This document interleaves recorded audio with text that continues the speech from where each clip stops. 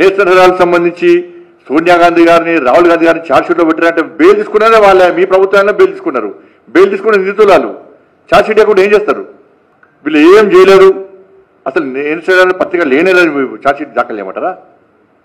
వాస్తవాలు విచారణ ఇన్ని సంవత్సరాలు విచారణ జరిపారు. 2013 నుంచి 12 నుంచి విచారణ జరుగుతున్నది. ఇన్ని సంవత్సరాల విచారణ జరిగిన తర్వాత ఇప్పుడు ఛార్జ్షీట్ దాఖలు చేశారు. ఆ సంస్థలకు బీజేపీకి సంబంధం ఏంది? ఆ సంస్థలకు మోడీ గారికి సంబంధం ఏంది? ఆ సంస్థలకు కిషన్ గారికి సంబంధం ఏంది? ఎవరి సంబంధం ఉంది అలా?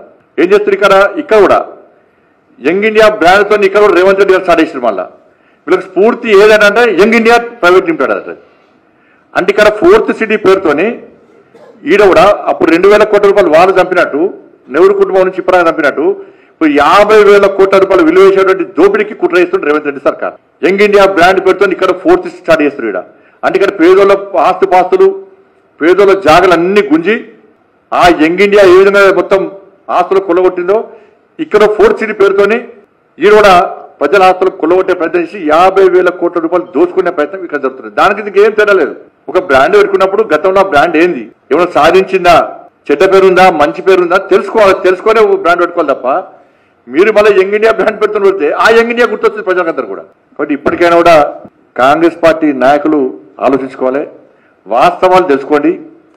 నేషనల్ హెరాల్డ్ సంబంధించి భారతీయ జనతా పార్టీకి కానీ నరేంద్ర మోడీ గారు కానీ ఎలాంటి సంబంధం లేదు. అది మీ పత్రిక, మీ హయాంలో కేసు పెట్టుకున్నారు, మీ హయాంలో విచారణ జరుగుతున్నది, మీ హయాంలో బెయిల్ చేసుకున్నారు.